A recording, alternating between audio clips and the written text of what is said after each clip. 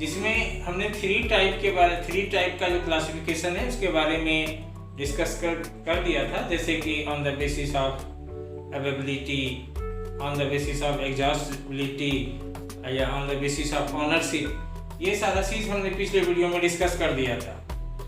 अब है कि हम बताए थे कि ये जो है ना, नेक्स्ट जो एक क्लासिफिकेशन और बचा हुआ था कि on the basis of status of development, on the basis of status of development. Student है तो ये बहुत इजी, लेकिन इसमें बहुत ज्यादा कंफ्यूजन होता है स्टूडेंट को कि कौन सा किसको पोटेंशियल कहेंगे, किसको स्टॉक कहेंगे, किसको डेवलप कहेंगे, किसको रिजर्व कहेंगे। स्टॉक और रिजर्व में ज्यादा कंफ्यूजन होता है कि दोनों एक ही तरह का लगता है, ठीक है, लेकिन उतना डिफिकल्ट है नहीं। अगर इसको हम सिस्टमेटिक वे में जान ले एक बार सेट हो जाएगा माइंड में, फिर कभी भी कंफ्यूजन नहीं होगा।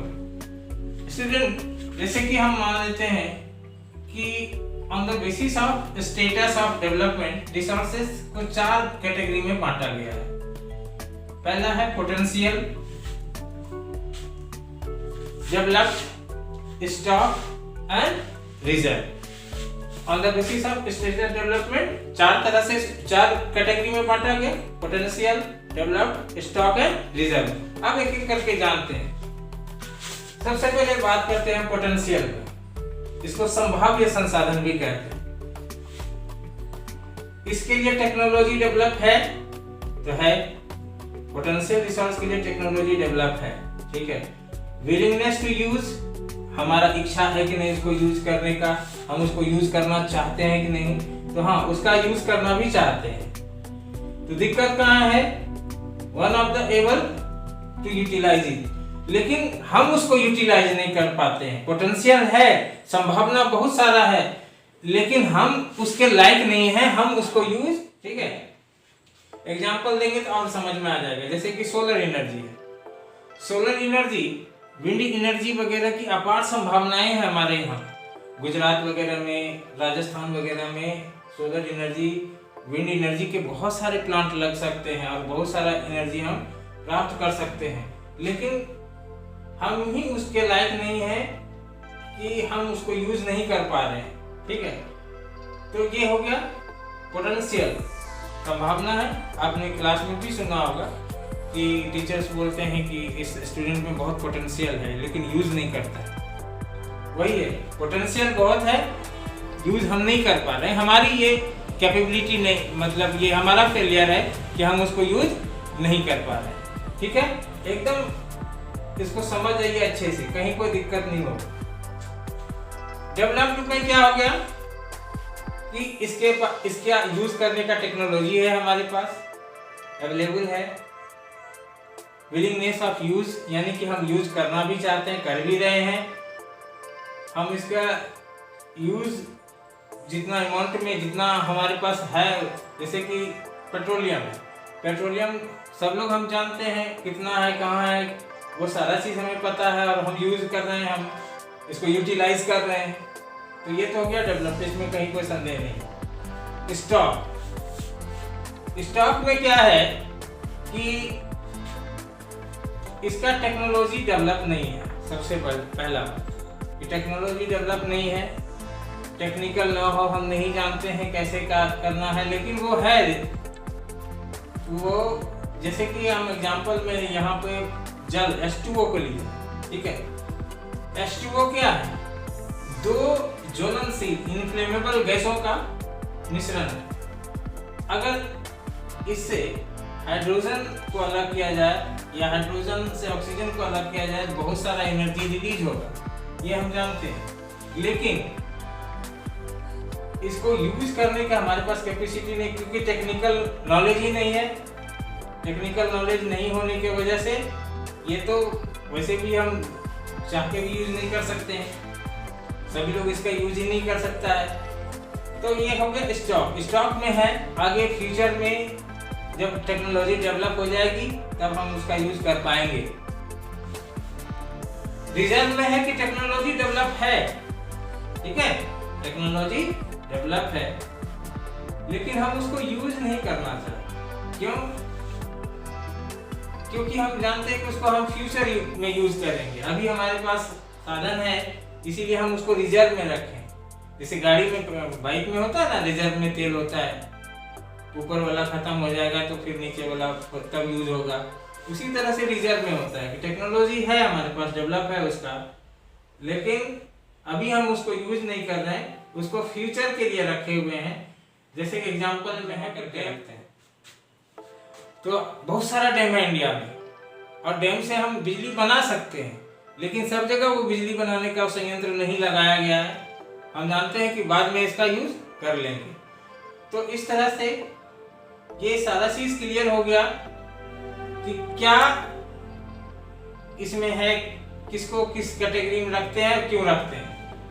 अब देखिए, रिजर्व और स्टॉक में ज्यादा कंफ्यूजन है। यहाँ पे देखिए कि इसका टेक्नोलॉजी नहीं है, इसका टेक्नोलॉजी है, ठीक है। इसको हम यूटिलाइज नहीं कर सकते हैं, इसको कर सकते हैं। यहाँ हमारा कैपेबिलिटी है करने का, लेकिन जान के नहीं कर रहे हैं, और यहाँ तो कैपेबिलिटी ही नहीं है। ये बेसिक अंतर है, इसको ध्यान में रखना है, ठीक है। और उसी तरह से आप कंपैरिजन करके देख लेंगे कि कहाँ पे क्या है और क्यों उसको हम अलग अलग कैटेगरी में रखे हुए, ठीक है। ये आई होप कि ये आप कॉन्सेप्ट क्लियर हो गया होगा। इसके बाद भी अगर कहीं दिक्कत हो तो आप पूछ लेना। अब दूसरा है डेवलपमेंट ऑफ रिसोर्सेस। स्टूडेंट, हम लोग सभी जानते हैं कि रिसोर्सेस का हमारे जीवन में बहुत ज्यादा महत्व है। ये एक वाइटल रोल प्ले करता है हमारे जीवन में, और ये हमारे लाइफ को भी एक स्टैंडर्ड देता है। रिसोर्सेस अगर हमारे पास नहीं हो तो हमारा जीवन में कुछ रहेगा ही नहीं। तो रिसोर्स चाहिए हम, रिसोर्स के बिना हमारा जो डेवलपमेंट हो ही नहीं सकता। दिक्कत है यहाँ पे एक बात कि रिसोर्स को हम गिफ्ट ऑफ नेचर समझते हैं। भी रिसोर्स क्या है? गिफ्ट ऑफ नेचर है। प्रकृति से हमें फ्री में मिलता है, कोई कॉस्ट नहीं लगता है, और इस फ्री में मिलने के कारण रिसोर्सेस का इनडिस्क्रिमिनेट यूज होता है, यानी कि अंधाधुंध उसका यूज होता है, कोई कॉस्ट नहीं लगता है। और इस अंधाधुंध यूज के वजह से बहुत सारी समस्याएं खड़ी हो जाती हैं। कौन कौन सी समस्याएं? कुछ लोगों के लालच के वजह से, कुछ लोग जो लालची प्रवृत्ति के हैं, वो ज्यादा से ज्यादा रिसोर्स को यूज कर लेना चाहते हैं, ज्यादा से ज्यादा धन कमा लेना चाहते हैं। इससे क्या होता है कि रिसोर्सेस का क्षय होने लगता है, वो खत्म होने लगता है, और इससे समाज में एक अलग तरह का विसंगति भी पैदा हो जाता है। जैसे कि रिच और पुअर बनते हैं। जैसे कुछ लोगों के पास रिसोर्स एक्यूमुलेट हो जाता है, कुछ व्यक्ति, फ्यू पीपल के पास सारा रिसोर्स हो जाता है, या फ्यू कंट्री के पास वो रिसोर्स, सारा रिसोर्स का यूज कर लेना चाहता है, जिस पर कि देश के सभी लोगों का हक है या दुनिया के सभी लोगों का अधिकार होना चाहिए। वहाँ पे कुछ लोगों के हाथ में या कुछ देशों के हाथ में ये सिमट के रह जाता है, जिसके वजह से एक डिस्क्रिमिनेशन पैदा होता है। समाज में दो ग्रुप बन जाते हैं, एक हैव्स वाला जिनके पास होता है, और एक हैव नॉट है ना।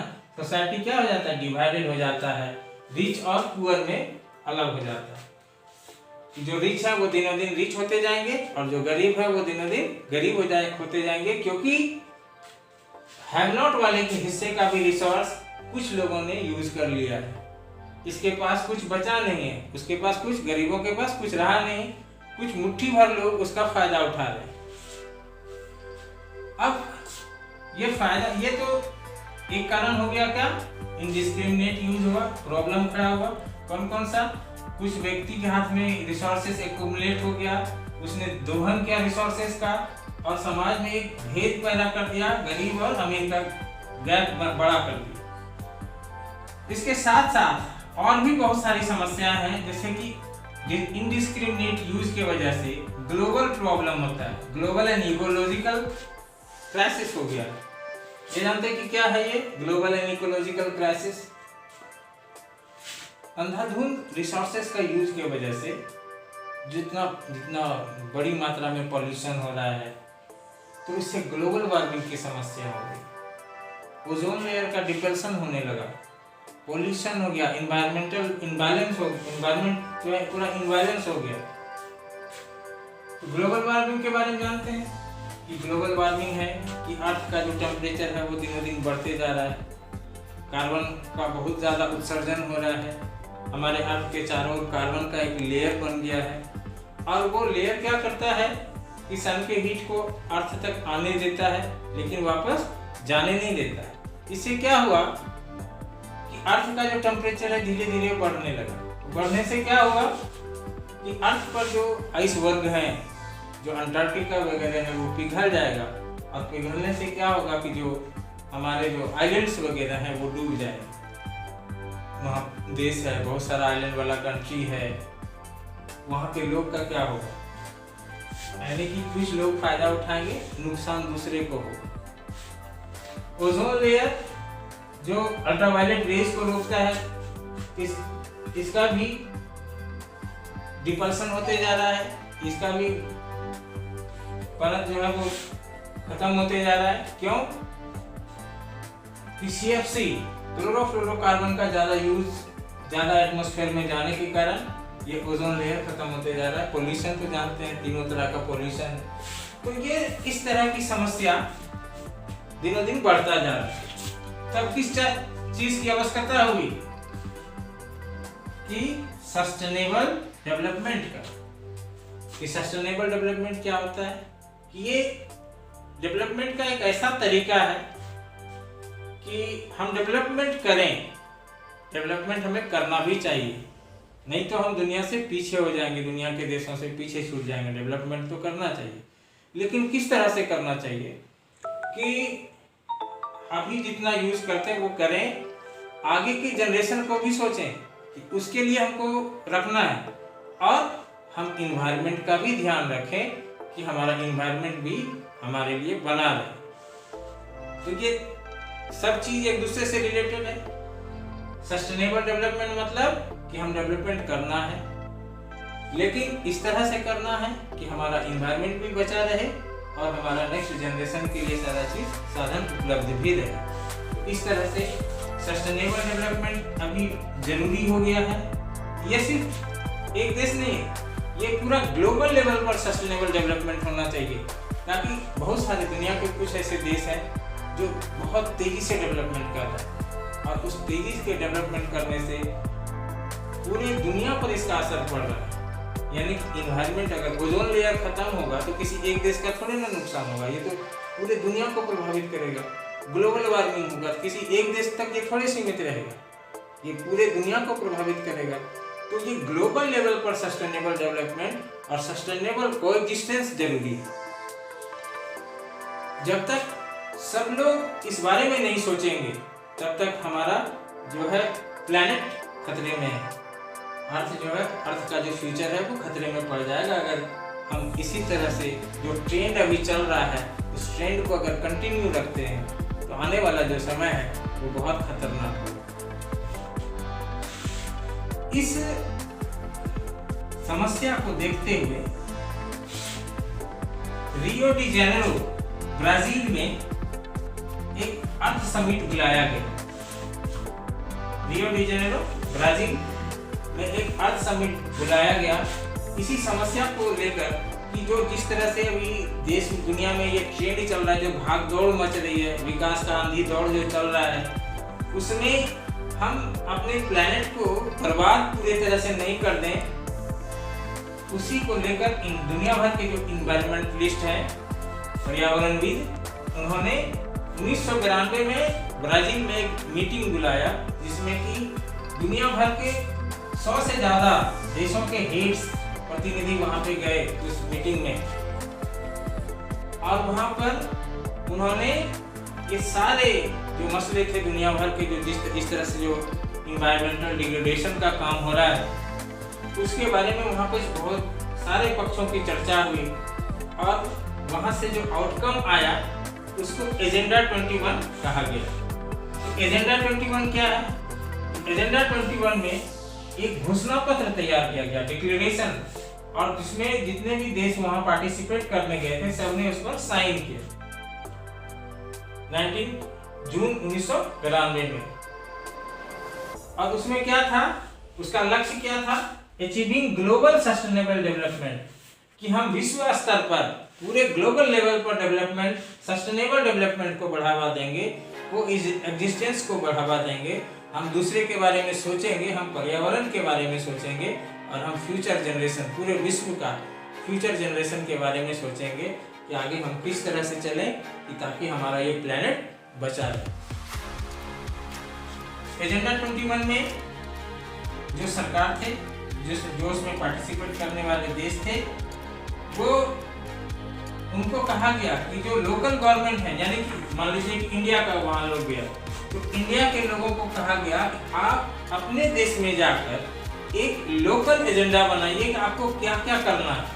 हर देश के लोग अपना लोकल एजेंडा बनाएंगे और उस लोकल एजेंडा में वो अपने देश में क्या क्या कर सकते हैं सस्टेनेबल डेवलपमेंट के लिए, वो करेंगे। वो अपना लोकल एजेंडा बनाएंगे और उसमें ध्यान किस बात का रखा जाएगा, इन्वायरमेंट का जो डैमेज हो रहा है उसका ध्यान रखेंगे, गरीबी जो बढ़ रही है उसका ध्यान रखेंगे और जो बीमारियां हो रही है पोल्यूशन की वजह से उसका ध्यान रखेंगे। तब जाके ये सारा मामला सुलझेगा। इसमें बहुत सारे देश अभी काम कर रहे हैं। फिर ये सम्मेलन होने 2002 में भी हुआ है, आने वाले समय में फिर होगा।